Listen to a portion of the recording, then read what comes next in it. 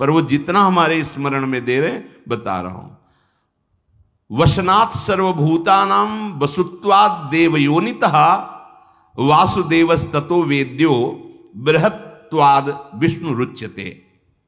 ये श्री कृष्ण समस्त प्राणियों के निवास स्थान हैं, अर्थात जितने प्राणी वास कर रहे हैं इन्हीं में वास कर रहे हैं।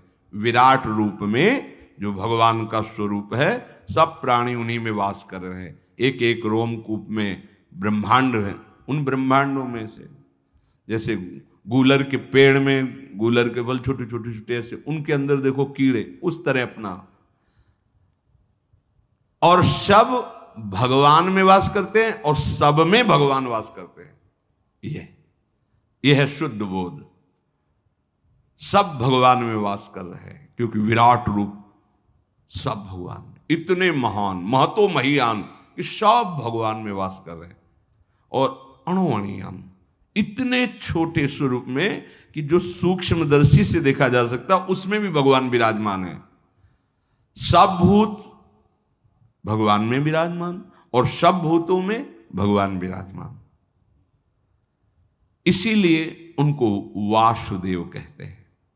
वासुदेव वसनात् सर्वभूतानां और वसुत्वात् देवयोनिता, सब भगवान में वास करते हैं और भगवान सब में वास करते हैं, इसलिए उनको वासुदेव कहते हैं। बहुत व्यापक हैं ये, सर्वत्र हैं, इतने व्यापक हैं कि कहीं भी ऐसा नहीं कि यहां भगवान नहीं है, कहीं भी ऐसा। देखो सबको लगता है कि मुर्दे में भगवान नहीं है। अब मुर्दे में क्या, कुछ नहीं है, भगवान का अवतार हो गया मुर्दे से। कौन सी ऐसी जगह जहां भगवान नहीं, सर्वत्र भगवान है। महाराज पृथु बेन के शरीर से प्रकट हुए, इसीलिए इनको विष्णु कहते हैं। सब भगवान में वास करते हैं, सब में भगवान वास करते हैं, इसलिए इन्हें वासुदेव कहते हैं। और इतने व्यापक हैं कि कोई कण ऐसा अनंत ब्रह्मांडों में नहीं जहां वो हो ना, इसलिए इनको व्यापकता के कारण विष्णु कहते हैं, विष्णु। और मौन ध्यान योग से जिनका बोध होता है, ये मौन बहुत बढ़िया साधन है। वास्तविक मौन का तो स्वरूप है मन का निसंकल्प होकर परमात्मा में स्थित रहना, पर प्रारंभ किया जाता है वाणी के मौन से, फिर धीरे धीरे मन का संकल्प रहित होना मौन होता है। वाणी बहुत अपराध करती है, ये चटर चटर बोलती रहती है, व्यर्थ की बातें, निंदा, ये ऐसा वेग आता है, सारी ऊर्जा शक्ति बर्बाद होती है वाणी से। सबसे प्रार्थना है आपको, बहुत भगवत कृपा से परमार्थ मार्ग मिला है, बहुत संयम में रखिए वाणी को। जितनी जरूरत है उतना बोलिए, नाम जप कीजिए, और जो बोलिए वो किसी का अहित करने वाला न हो, किसी को दुख पहुंचाने, परुख वचन कबहू न कहा है। एक एक चीज संभालनी है, जो हमारी बिखर गई है उसे समेटना है। कह रहे मौन और ध्यान, ध्यान माने एकाग्रता अपने आराध्य देव के नाम रूप लीला धाम में। और योग,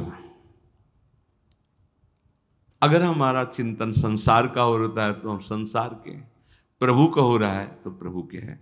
योग का सीधा स्वरूप भगवान ने बताया है, तेषाम सतत युक्तानाम भजताम प्रीति पूर्वकम ददामि बुद्धि योगम तम येन मामुपयांति ते। जो सतत मेरा चिंतन करता रहे, योग का तात्पर्य चित्त वृत्ति का निरोध करके परमात्मा में लगाना, और जिसका लग गया है तो सिद्ध योगी कहा जाता है, वही योग है। तो मौन ध्यान और योग के द्वारा भगवत साक्षात्कार होता है, इसलिए उन्हें माधव कहते हैं। प्रभु का जो माधव नाम है, मधु शब्द से प्रतिपादित पृथ्वी आदि संपूर्ण तत्वों के उपादान एवं अधिष्ठान होने के कारण इन श्री कृष्ण को मधुसूदन कहा गया है, मधुआ कहा गया है।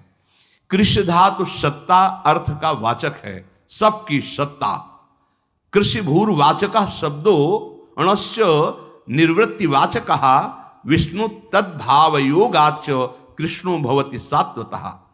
ये ण आनंद अर्थ का बोध कराता है, कृष्ण ये सत्ता है, धातु सत्ता है। इन दोनों भावों को जुड़ करके जो नाम होता है वो कहा जाता है कृष्ण। कृष्ण ये महान पापनाशक है। ये आनंद स्वरूप प्रभु श्री हरि को कृष्ण कहा गया है। जो पुंडरीकाक्षम परम धाम नित्य मक्षय मव्ययम तद्भावात पुंडरीकाक्षो दस्युत्रासार जनार्दन। जो नित्य हैं, अक्षय हैं, अविनाशी हैं, उन परम धाम का नाम पुंडरीक है। भगवान का एक नाम पुंडरीक कहा गया है। उसमें स्थित होकर जो अक्षत भाव विराजते हैं वो पुंडरीकाक्ष कहलाते हैं। पुंडरी और पुंडरीकाक्ष, कमल के समान इनके नेत्र हैं, इसलिए भी इनको पुंडरीकाक्ष कहते हैं। ये दुष्टों को पीड़ा पहुंचाने वाले हैं। तिनकर काल रूप में भ्राता, जो भगवत विरुद्ध आचरण करते हैं तो यही भगवान उनको दंडधारी यम की तरह, काल की तरह, मृत्यु की तरह दुख देने वाले हो जाते हैं। इसलिए इनका एक नाम जनार्दन है। यतः सत्वान च्यवते यच्च सत्वान न ह्रियते सत्वतः सात्वतस्माद् अर्षभाद वृषभेक्षणः। ये सत्य से कभी च्युत नहीं होते, ये सत्य से कभी अलग नहीं होते। सद्भाव के संबंध से इसी सत्य में स्थिति कारण इनका नाम सात्वत है। आर्ष कहते हैं वेद को, उससे जो भाषित होता है तो भगवान है, इसीलिए भगवान का एक नाम आर्षभ है। आर्षभ के योग से ही वृषभेक्षण कहलाते हैं। वृषभ का अर्थ वेद है, ईक्षण का अर्थात दिखाने वाले हैं। जो वेद के तत्व हैं, जो अपना अनुभव कराने वाले हैं, इसलिए इन्हें वृषभेक्षण नाम से भी शास्त्रों में कहा गया है। ये शत्रु की सेनाओं पर विजय पाने वाले, सबके जन्मदाता प्रभु श्री कृष्ण हैं, इसलिए इन्हें अज कहा जाता है। अज ये सबको प्रकाश देते हैं, स्वयं प्रकाशित है, इनके ही उदर में सब वास करते हैं और ये सबका संयमन करते हैं, इसलिए इनका नाम दामोदर कहा गया है। दामोदर हर्ष अर्थात सुख से युक्त होने के कारण, सबको सुख प्रदान करने के कारण इनका एक नाम ऋषिक कहा गया है। ये समस्त ऐश्वर्य इनका सेवन करते हैं। जो इनके आश्रित होते हैं समस्त ऐश्वर्य प्राप्त हो जाते हैं, इसलिए इन्हें ईश कहा गया है। इसीलिए कभी कभी इनका नाम ऋषिकेश नाम उच्चारण किया जाता है। ये अपनी दोनों बाहुओं द्वारा पृथ्वी, आकाश, अनंत लोकों का संरक्षण करते हैं, इसलिए इन्हें महाबाहु कहा गया है। इनकी इतनी लंबी बाहु है कि आप कहीं भी हो इनकी बाहु से सुरक्षित है, इसीलिए इन्हें महाबाहु कहा गया। पृथ्वी अंतरिक्ष, जब चरण बढ़ाया तो ब्रह्मलोक नहीं पहुंच गया तो बाहु बढ़ाएंगे। तो ये थोड़ी हमें सोचना है कि हम बहुत दूर हैं तो भगवान हमारी रक्षा करें। आप उनकी बाहुओं के अंतर्गत ही हैं, कहीं भी हैं आप बाहु से सुरक्षित हैं। निर्भय रहो, भगवत चिंतन परायण रहो, तो आपको खुद अनुभव होगा कि आप भगवान की अभयद भुज दंड मूल उन भुजाओं के अंतर्गत है। कोई आपका कुछ नहीं बिगाड़ सकता यदि आप भगवदाश्रित है, भगवत चिंतन परायण है।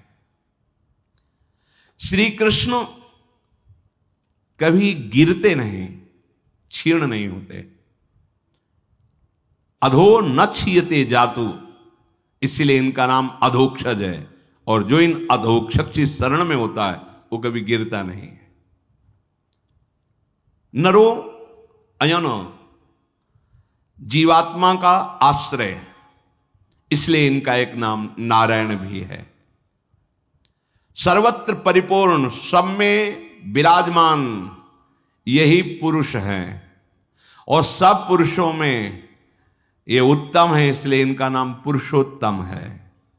दो बात कही, सब में जो विराजमान है वो पुरुष यही है, और जो सबसे उत्तम भी है वही पुरुषोत्तम भी यही है। दूजो न कोई, दूसरो न कोई। बड़ी सूक्ष्मता शास्त्रों में। बड़ी प्रवीण बुद्धि होनी चाहिए तो पकड़ में आएगी, नहीं तो वर्णन होता है कि जीवन एक श्रीकंता, अब फंस जाओगे।